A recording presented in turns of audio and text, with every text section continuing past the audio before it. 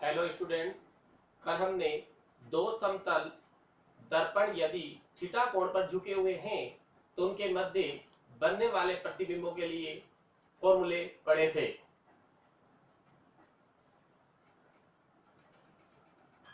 प्रथम फॉर्मूला हमने पढ़ा था, यदि 360 डिग्री बटे थीटा बराबर सम हो तो प्रतिबिंबों की संख्या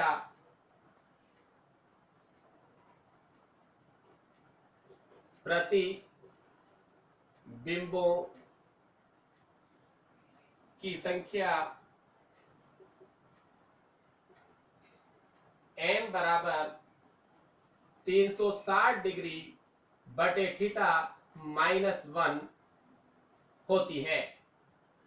अब हम बात करें कि 360 डिग्री बटे थीटा बराबर सम, ये कैसे होगा। सपोज दो समतल दर्पण 60 डिग्री के कोण पर झुके हुए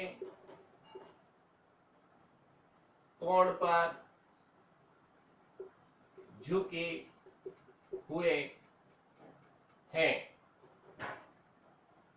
तो हमें यह पता करना है कि ये सम है या विषम है। तो थीटा का मान 60 डिग्री, हमारे पास फॉर्मूला है 360 डिग्री बटे थीटा। तो यहां चेक करेंगे कि ये सम है या विषम है। तो 360 के अंदर हम 60 का भाग देंगे। 60 का भाग देने पर हम देखते हैं कि हमें 6 प्राप्त होता है, 0 से 0, और 36 में 6 का भाग देते हैं तो 6 प्राप्त होता है, और 6 जो है ये सम होता है। 6 क्या है यहाँ पर? सम। तो हमारे पास 360 डिग्री बटे थीटा का मान कितना प्राप्त हुआ? सम प्राप्त हुआ। जब ये सम प्राप्त हुआ तो इसके लिए हम फॉर्मूला लगाएंगे n बराबर 360 डिग्री बटे थीटा -1। तो 360 डिग्री बटे थीटा का मान हमें प्राप्त हुआ है 6। तो 6 - 1 इक्वल टू 5। इस कंडीशन में बनने वाले जो प्रतिबिंबों की संख्या है वो 5 होगी। यदि दो समतल दर्पण 60 डिग्री के कोण पर झुके हुए हैं तो बनने वाले जो प्रतिबिंब की संख्या होगी वो 5 होगी।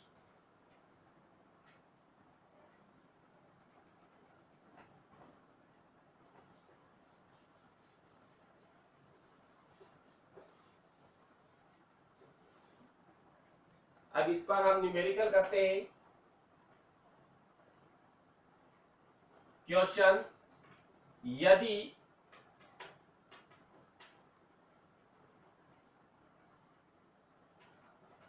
दो समतल दर्पण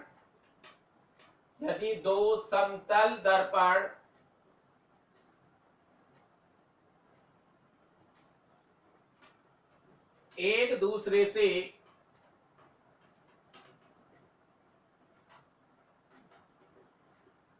यदि दो समतल दर्पण एक दूसरे से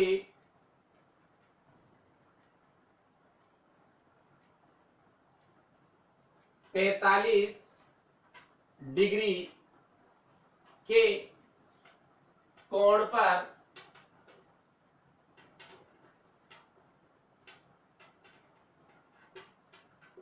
झुके हुए हो तो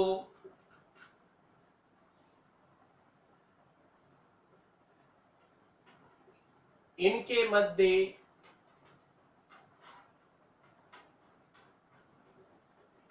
बनने वाले प्रतिबिंबों की संख्या ज्ञात कीजिए।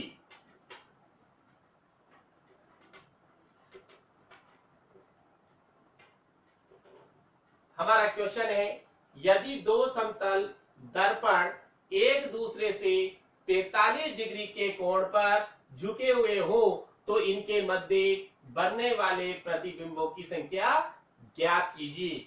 मतलब अगर दो समतल दर्पण 45 डिग्री के एंगल पे झुके हुए हैं, 45 डिग्री के एंगल पर झुके हुए हैं, तो इनके मध्य कितने प्रतिबिंब बनेंगे। सॉल्यूशन हम देखते हैं। थीटा की वैल्यू हमारे पास 45 डिग्री है। Theta this is equal to 45 degree. Question में दिया हुआ है हमें कि कितने डिग्री के कोण पर झुके हुए हैं, 45 डिग्री के कोण पर, 45 के एंगल पर। तो theta this is equal to 45 degree. अब हमें पता करना है ये सम या विषम है। उसके लिए चूंकि 360 डिग्री अपॉन 45, जब हम 360 में 45 का भाग देंगे तो कितना प्राप्त होगा।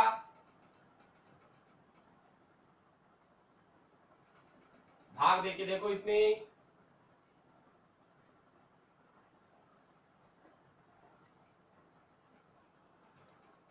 अगर 360 में 45 का भाग देते तो 8 प्राप्त होता है। तो 8 जो है ये क्या है, यहाँ पर हमारे पास सम है, और सम है तो इसके लिए सम का फॉर्मूला अप्लाई होगा।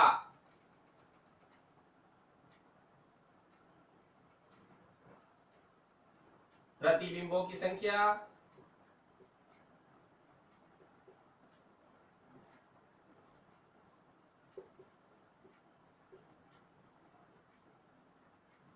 कौन से होंगे, बनने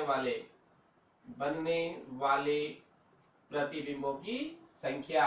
n बराबर फॉर्मूला लगेगा 360 डिग्री अपॉन थीटा -1, क्योंकि 8 जो है वो सम है।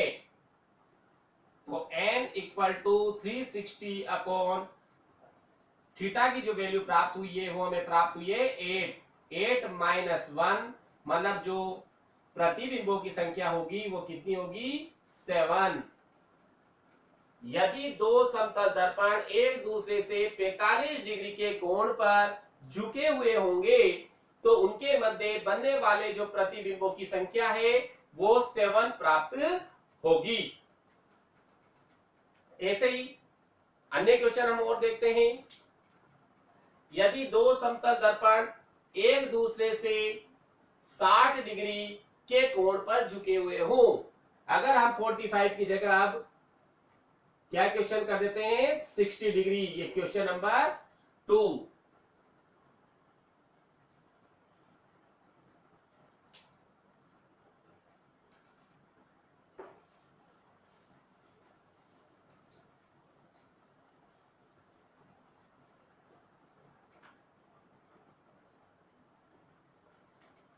अब दूसरा क्वेश्चन जो है हमारे पास क्वेश्चन है, यदि दो समतल दर्पण एक दूसरे से 60 डिग्री के कोण पर झुके हुए हो तो इनके मध्य बनने वाले प्रतिबिंबों की संख्या ज्ञात कीजिए।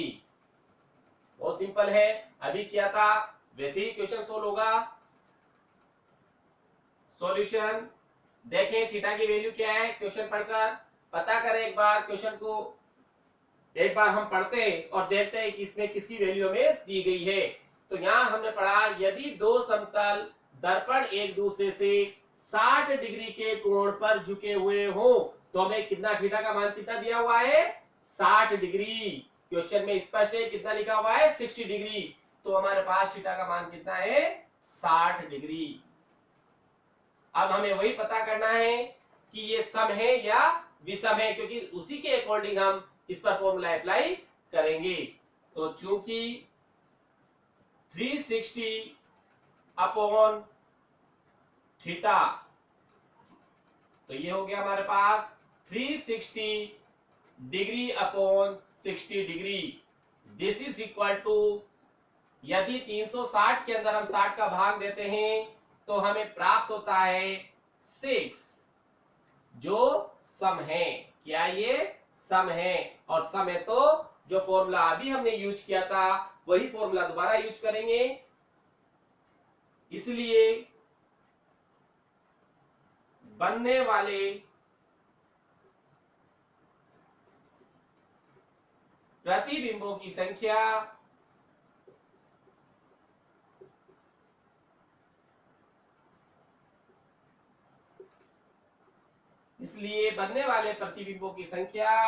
n बराबर 360 degree upon theta minus 1। 360 upon theta का मान हमें प्राप्त हुआ है 6 minus 1, this is equal to 5। मतलब जो प्रतिबिंब बनेंगे वो कितने प्रतिबिंब प्राप्त होंगे? 5 प्रतिबिंब प्राप्त होंगे। नेक्स्ट क्वेश्चन हम लेते हैं, थर्ड क्वेश्चन। यदि दो समतल दर्पण एक दूसरे के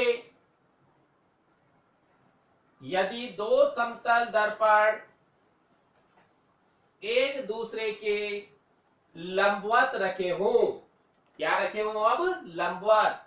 तीसरा क्वेश्चन हमारा है, यदि दो समतल दर्पण एक दूसरे के लंबवत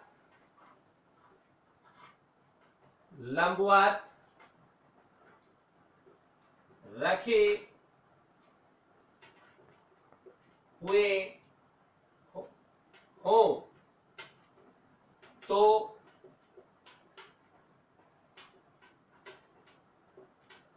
इनके मध्य बनने वाले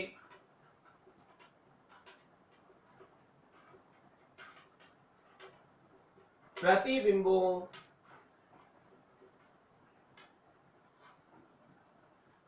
की संख्या ज्ञात कीजिए।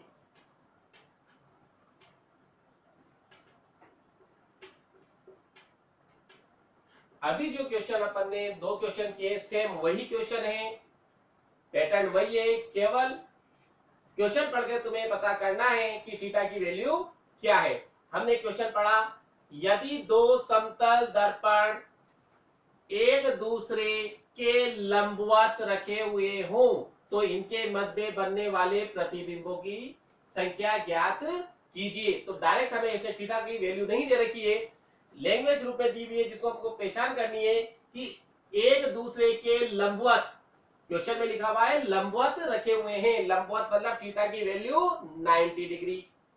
तो वही सॉल्यूशन हम करते हैं यहाँ पर, केवल थीटा की वैल्यू प्राप्त पता करनी है अपन को, थीटा बराबर 90 डिग्री, क्योंकि ये क्या है? लंबवत है। इस वजह से थीटा की वैल्यू क्या होगी? 90 डिग्री। जब थीटा की वैल्यू 90 डिग्री है, वही पता करना है कि ये सम है या विषम है। क्योंकि 360 डिग्री अपॉन 90 डिग्री मतलब 360 अपॉन थीटा, ये तो लगा दिया अपन ने फॉर्मूला, और आगे लिखा 360 डिग्री अपॉन 90 डिग्री। तो 360 के अंदर 360 के अंदर हम 90 डिग्री मतलब 90 डिग्री का भाग लगाएंगे तो हमें प्राप्त होगा 4। 4 बार भाग जाएगा, और 4 क्या है? 4 सम। इसलिए बनने वाले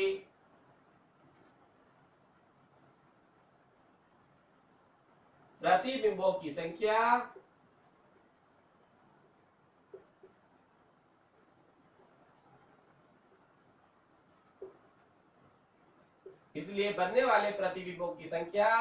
स्मॉल n बराबर 360 degree upon theta minus 1, 360 degree upon theta minus 1, और 360 डिग्री अपॉन थीटा की वैल्यू जो हमें प्राप्त हुई है, कितनी प्राप्त हुई है? 4। तो 4 माइनस 1, तो बनने वाले प्रतिबिंबों की संख्या कितनी होगी? 3। मतलब कितने प्रतिबिंब बनेंगे? 3 प्रतिबिंब बनेंगे। कब? जब दो समतल दर्पण एक दूसरे के लंबवत रखे हुए हो तो उनके मध्य बनने वाले प्रतिबिंबों की संख्या कितनी होगी? 3 होगी। इसी प्रकार से अपन नेक्स्ट क्वेश्चन लेते हैं, क्वेश्चन नंबर 4। यदि दो समतल दर्पण एक दूसरे के समांतर रखे हों, क्वेश्चन नंबर लंबवत है तो समांतर भी हो सकते हैं। यदि दो समतल दर्पण एक दूसरे के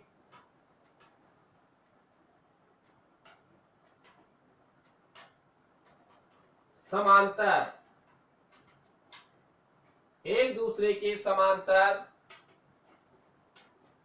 रखे हुए हो तो इनके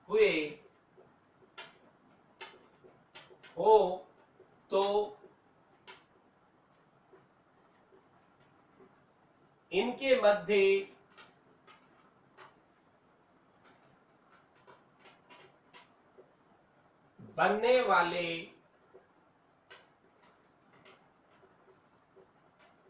प्रतिबिंबों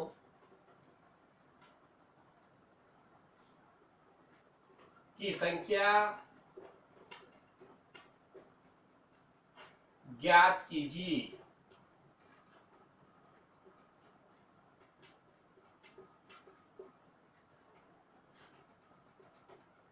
अब हमारा क्वेश्चन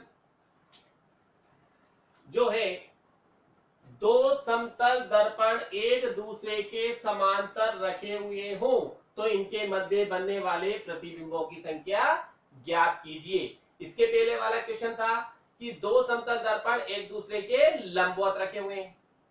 कैसे रखे हुए थे? लंबवत रखे हुए थे, तो वहां थीटा का मान कितना था? 90 डिग्री। उससे हमने प्रतिबिंबों की संख्या निकाली। अब हम यहाँ पर देखते हैं, क्वेश्चन को पढ़ के पता करते हैं कि थीटा का मान कितना है। दो समतल दर्पण एक दूसरे के समांतर, समांतर का मतलब क्या हो गया? थीटा बराबर 0 डिग्री। दोनों पैरेलल है और पैरेलल होंगे तो उनके मध्य कितने डिग्री का कोण बनेगा? 0 डिग्री का कोण बनेगा। तो सॉल्यूशन जो है सेम ओ का वही सॉल्यूशन है, समांतर है दोनों, तो थीटा बराबर 0 डिग्री। क्यों है? क्योंकि दोनों समतल दर्पण एक दूसरे के समांतर हैं, एक दूसरे के समांतर है। जब ये एक दूसरे के समांतर होंगे तो इनके मध्य कितने डिग्री का कोण बनेगा? 0 डिग्री का कोण बनेगा। अब हमें वही पता करना है, तो जब इनके मध्य 0 डिग्री का कोण बनेगा तो बनने वाले प्रतिबिंबों की संख्या कितनी होगी? अनंत होगी। कंडीशन वही है, क्योंकि हमारे पास क्या आ गया? क्योंकि 360 डिग्री अपॉन थीटा, तो क्या आ गया अपने पास? 360 डिग्री बटे 0 डिग्री।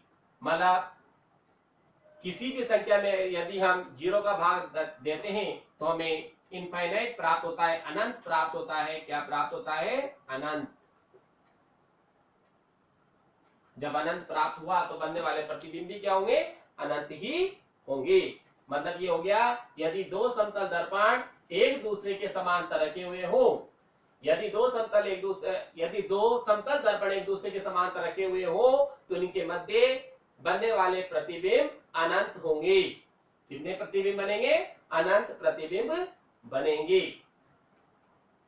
मैंने इस टॉपिक के ऊपर 4 क्वेश्चन समझाए और इस टाइप के क्वेश्चंस कंपटीशन लेवल में पूछे जाते हैं। इस वजह से मैंने इसको थोड़ा सा तुम्हें क्लियरिफिकेशन थोड़ा डिटेल में किया है। इस टाइप के क्वेश्चंस आ जाते हैं तो हमें पता होना चाहिए कि कितने डिग्री का एंगल बन रहा है। अगर हमें थीटा की वैल्यू पता है तो हम इनके बनने वाले प्रतिबिंबों की संख्या ज्ञात कर सकते हैं। केवल हमें पता करना है कि सम है या विषम है।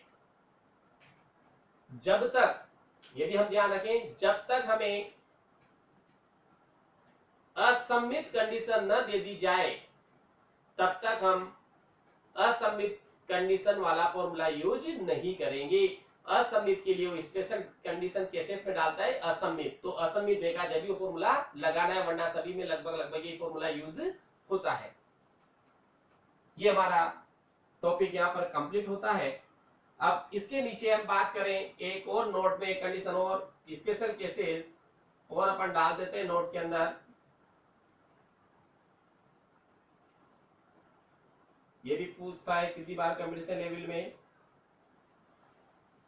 सपोज जैसे कोई क्वेश्चन आ जाए कि हम किसी समतल दर्पण के सामने खड़े हुए हैं, तो हमारा पूरा प्रतिबिंब देखने के लिए उस समतल दर्पण की लंबाई कितनी होनी चाहिए, मतलब किसी भी वस्तु का पूरा प्रतिबिंब मिनिमम, पूरा प्रतिबिंब देखने के लिए मिनिमम दर्पण की लंबाई कितनी हो, लंबाई मतलब उसकी ऊंचाई कितनी होनी चाहिए। तो इसके लिए हम कंडीशन अप्लाई करते हैं। कंडीशन क्या, क्वेश्चन देख लेते हैं इसका।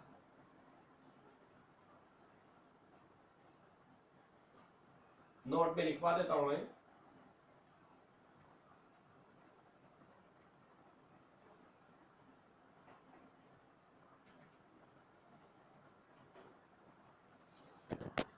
किसी वस्तु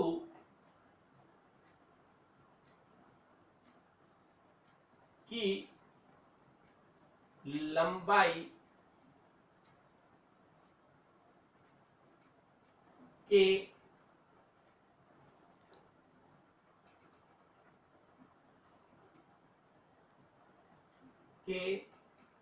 किसी वस्तु की लंबाई के आधे लंबाई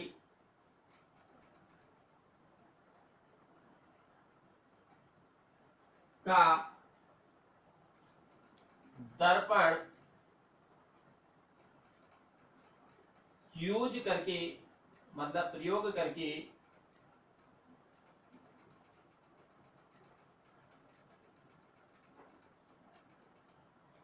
उस वस्तु का पूरा प्रतिबिंब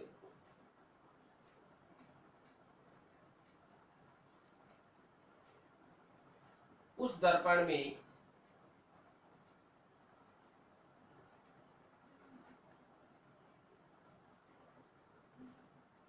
देखा जा सकता है।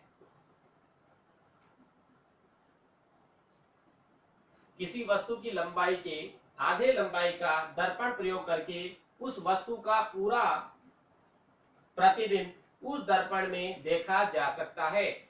मतलब यदि किसी दर्पण के सामने 5 फीट का कोई इंसान खड़ा हुआ है, तो उसका उस दर्पण के अंदर पूरा प्रतिबिंब देखने के लिए कम से कम 2.5 फीट के दर्पण की हमें आवश्यकता होगी। 2.5 फीट का अगर दर्पण हमने ले लिया, तो हम पूरा हमारा प्रतिबिंब 5 फीट के व्यक्ति का प्रतिबिंब उस दर्पण में देख सकते हैं।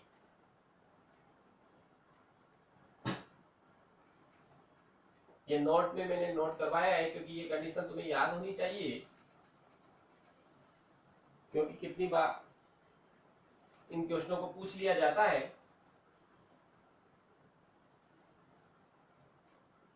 जैसे इसके ऊपर हम क्वेश्चन देखते हैं।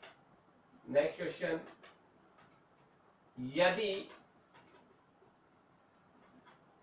किसी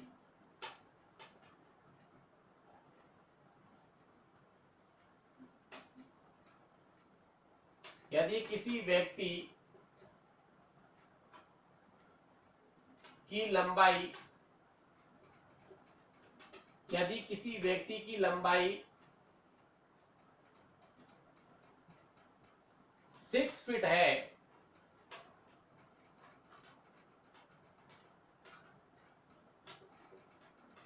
यदि किसी व्यक्ति की लंबाई 6 फीट है, तो उसे दर्पण में अपना पूरा प्रतिबिंब, अपना पूरा प्रतिबिंब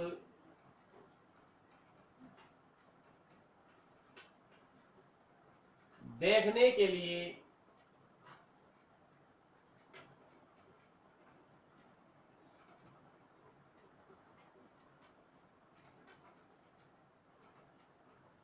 कितनी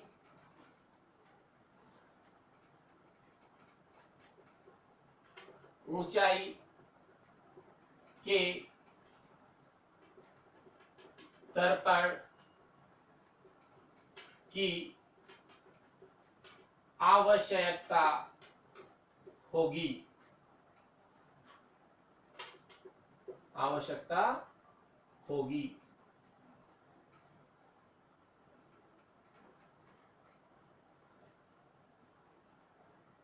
मतलब कोई दर्पण है, किसी दर्पण के सामने कोई 6 फीट का व्यक्ति खड़ा हुआ है और वो चाहता है वो उस दर्पण में अपना पूरा प्रतिबिंब देखें, तो उसे कितने लंबाई अर्थात कितनी ऊंचाई के दर्पण की आवश्यकता होगी। तो हमने सीधे नोट में लिख रखा है, देखें हम नोट दोबारा पढ़ते हैं कि किसी वस्तु की लंबाई के आधे लंबाई का दर्पण प्रयोग करके उस वस्तु का पूरा प्रतिबिंब उस दर्पण में देखा जा सकता है। तो यहां पर बात कर रहे हैं अपन कि दर्पण के सामने कितने फीट का व्यक्ति खड़ा हुआ है, 6 फीट का, तो कम से कम कितने दर्पण की आवश्यकता पड़ेगी, 3 फीट ऊंचे दर्पण की आवश्यकता पड़ेगी। आंसर होगा हमारा कितना, आधा हो गया, मतलब 6/2 बराबर 3 फीट। मतलब क्या हो गया, 3 फीट के दर्पण की आवश्यकता होगी। तो वो जब 3 फीट के दर्पण के सामने खड़ा होगा तो उसे उसका पूरा प्रतिबिंब उस दर्पण में नजर आएगा। 3 फीट में उसको पूरा दर्पण में अपना पूरा प्रतिबिंब नजर आ जाएगा। अब हम अगला टॉपिक स्टार्ट करते हैं, गोलीय दर्पणों द्वारा प्रकाश का परावर्तन।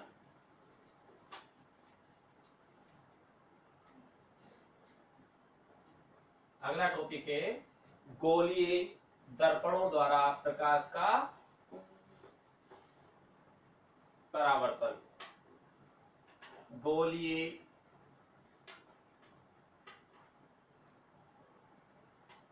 दर्पणों द्वारा प्रकाश, गोलीय दर्पणों द्वारा प्रकाश का परावर्तन।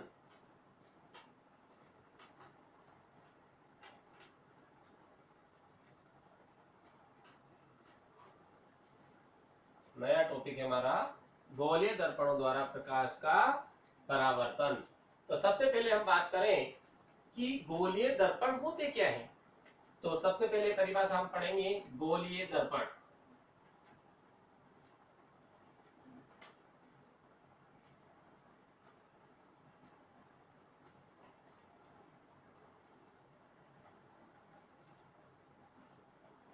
गोलीय दर्पण की बहुत सारी परिभाषाएं हैं।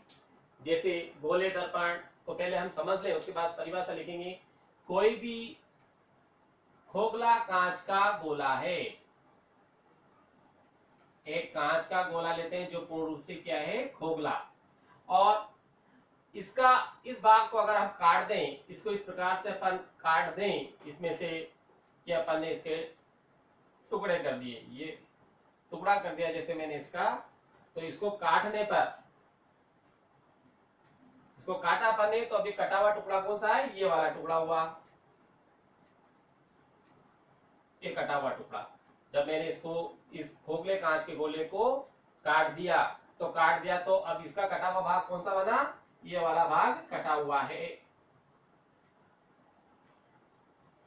जब ये कटा हुआ भाग है तो ये खोखले गोले का जो कटा हुआ भाग होता है उसके किसी भी एक पृष्ठ को अपन कलई कर दे। कलई मतलब इसको क्या कहते हैं, रजत पदार्थ से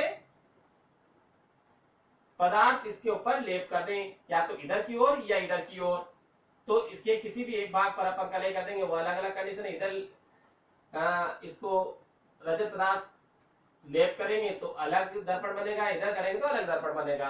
तो इसमें क्या करते हैं, किसी भी एक भाग पर इधर या इधर अपन रजत पदार्थ का लेप कर दें तो दूसरा भाग इसका परावर्तक पृष्ठ बन जाता है। तो यही कहलाता है गोलीय दर्पण। और इसका जो वक्रता केंद्र होगा, सेंटर पॉइंट, वो क्या होगा, इस गोले का जो खोखला गोला था उसका केंद्र क्या था, ये इसका सेंटर पॉइंट था। किसका, इस खोखले गोले का। तो इसका सेंटर पॉइंट भी क्या होगा, यही रहेगा। क्यों, क्योंकि ये कटा हुआ भाग तो उसी का, यदि इसको अपन पूरा गोला वापस करें तो इसी जगह इसका क्या होगा, सेंटर पॉइंट। तो ये हो गया इसका वक्रता केंद्र। वो डेफिनेशन सभी अपन बाद में लेंगे, पहले तो अपन केवल बात कर रहे हैं कि गोले दर्पण होता क्या है। तो गोले दर्पण की सीधी सीधी परिभाषा ये भी होती है कि किसी खोखले कांच के गोले का कटा हुआ भाग जिसके एक तरफ रजत पदार्थ का लेप किया जाए तथा दूसरा पृष्ठ परावर्तक का कार्य करे, तो इसे ही हम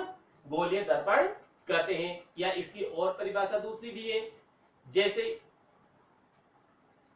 दूसरी परिभाषा देखें तो ऐसे दर्पण जिनका पृष्ठ वक्राकार होता है तथा इनसे बनने वाले प्रतिबिंब की आकृति दर्पण के वक्राकार पृष्ठ के अनुसार भिन्न भिन्न होती है, गोलीय दर्पण कहलाते हैं। अब अपन ने इसमें लिया था कि ये कटा हुआ भाग होता है, तो इसको इसमें आगे पर सम्मिलित कर सकते हैं कि गोलीय दर्पण के पृष्ठ को किसी खोखले गोले का भाग माना जा सकता है। तो ये हो गई इसकी परिभाषा। तो बहुत सारी परिभाषाएं हैं, तो कोई भी परिभाषा अपन लिख सकते हैं। वक्राकार पृष्ठ जो एक कर्व ले रहा है, ये कर्व वाला भाग होता है, ये वक्राकार पृष्ठ कहलाता है। तो लिख ले परिभाषा, ऐसे दर्पण जिनका पृष्ठ वक्राकार होता है, ऐसे दर्पण जिनका पृष्ठ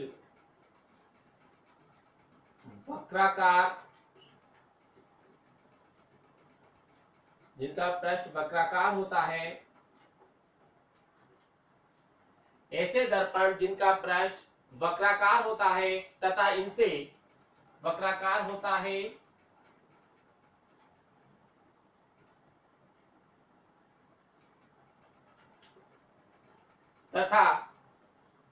तथा इनसे बनने वाले प्रतिबिंब की आकृति दर्पण के तथा इनसे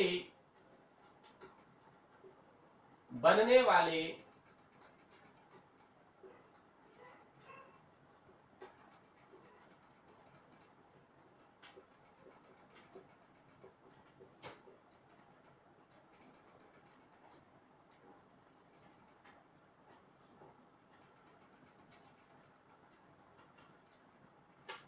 तथा इनसे बनने वाले प्रतिबिंब की आकृति दर्पण के वक्राकार पृष्ठ के अनुसार भिन्न भिन्न होती है। बनने वाले प्रतिबिंब की आकृति आगे हो गया, मतलब ये हो गया। ऐसे दर्पण जिनका पृष्ठ, एक बार और परिभाषा अपन पढ़ लेते हैं। ऐसे दर्पण जिनका पृष्ठ वक्राकार होता है तथा इनसे बनने वाले प्रतिबिंब की आकृति दर्पण के वक्राकार पृष्ठ के अनुसार दर्पण के वक्राकार पृष्ठ के अनुसार दर्पण के वक्राकार पृष्ठ के अनुसार भिन्न भिन्न होती है। भिन्न भिन्न होती है।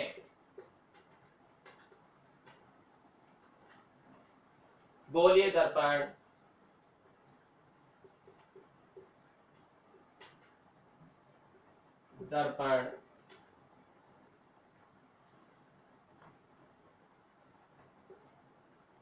कहलाते हैं या कहलाता है।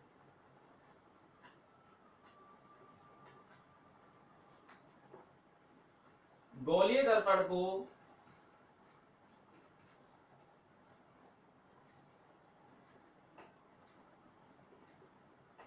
किसी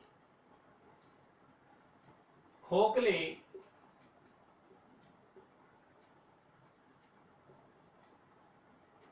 कांच के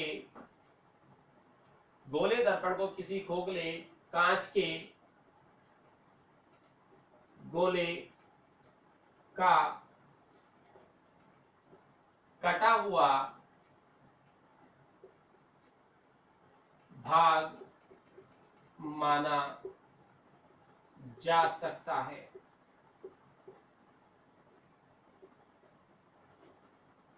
पहला परिभाषा हो गई, ऐसे दर्पण जिनका पृष्ठ वक्राकार होता है तथा इनके बनने वाले प्रतिबिंब की आकृति दर्पण की वक्राकार पृष्ठ के अनुसार भिन्न भिन्न होती है, गोलीय दर्पण कहलाते हैं।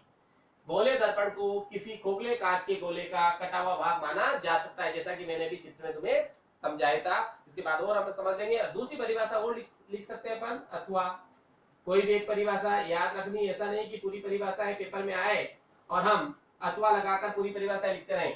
अथवा किसी खोखले, वही जो अपन ने यहाँ लिखा है उसी को अलग से परिभाषा के रूप में लिखा जा सकता है। किसी खोखले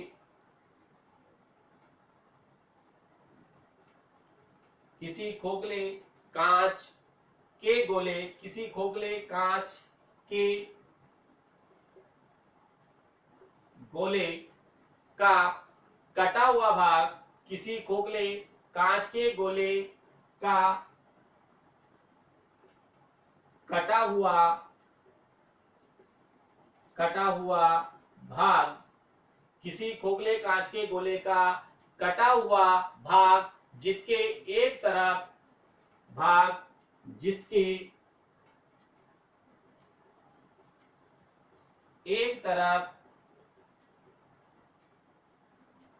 रजत पदार्थ का लेप किया हुआ हो, रजत पदार्थ का लेप किया हुआ हो, जिसके एक तरफ रजत पदार्थ का लेप किया हुआ हो तथा दूसरा पृष्ठ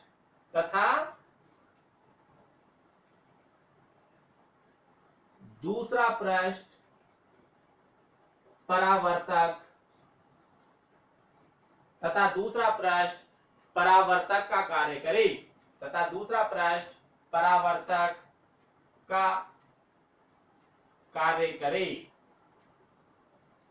तो इसे गोलीय दर्पण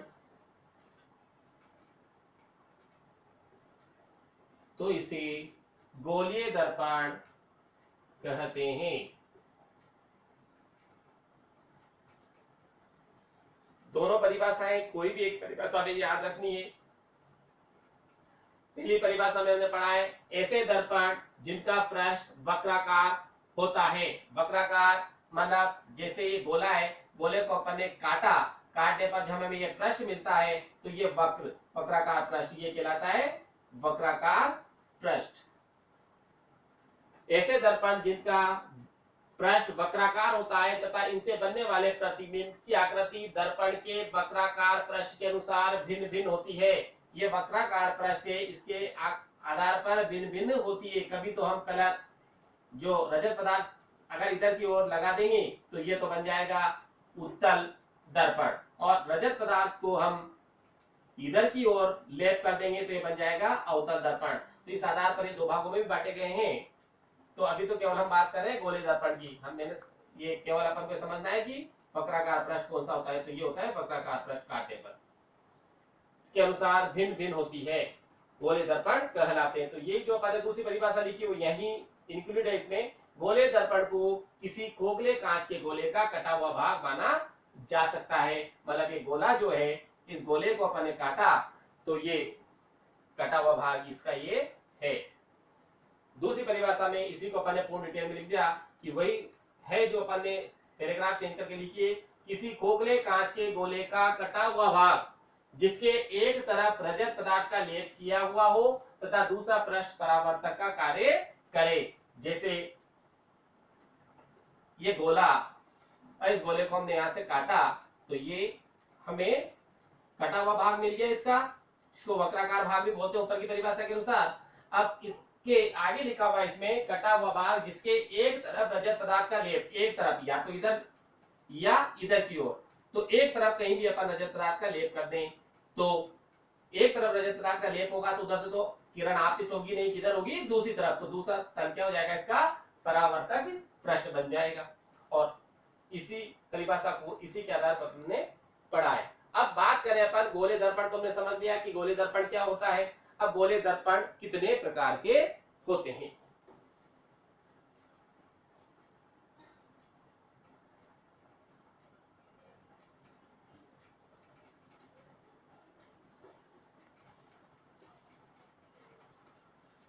अब हम बात करते हैं कि गोले दर्पण कितने प्रकार के होते हैं। तो हम नीचे लिखते हैं गोले दर्पण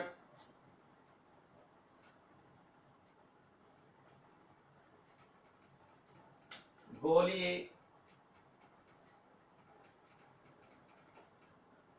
दर्पण को दो भागों में, गोले दर्पण को दो भागों में बांटा गया है, बांटा गया है।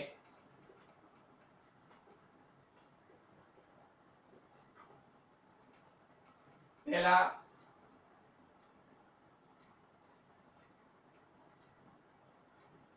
अवतल दर्पण,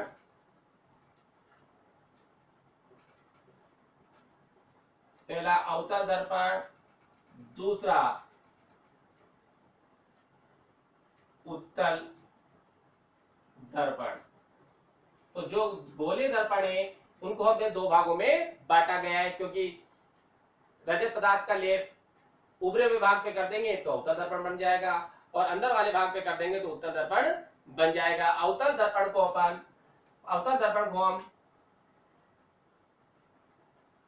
कॉनकेव, सॉरी, उत्तल दर्पण को हम क्या बोलते हैं, कॉनकेव लेंस भी, कॉनकेव मिरर भी कहते हैं।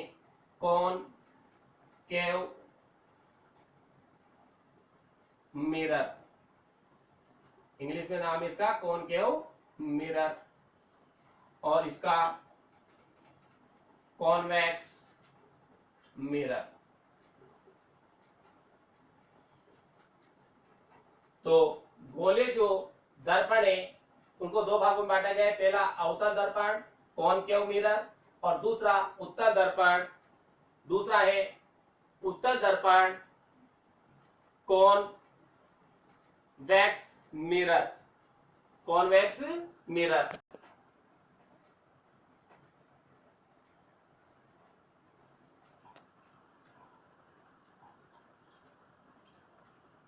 अवतल दर्पण और उत्तल दर्पण। इसके बाद नेक्स्ट इनकी डिटेल अपन नेक्स्ट वीडियो में लेंगे। आज के लिए इतना ही। इस सब को आपको नोटेट करना है, प्रत्येक स्टूडेंट को जितना भी पढ़ाया जा रहा है प्रत्येक हमको नोट करते हुए आगे बढ़ना है, और नेक्स्ट वीडियो में अपन इसके आगे का टॉपिक लेंगे। धन्यवाद।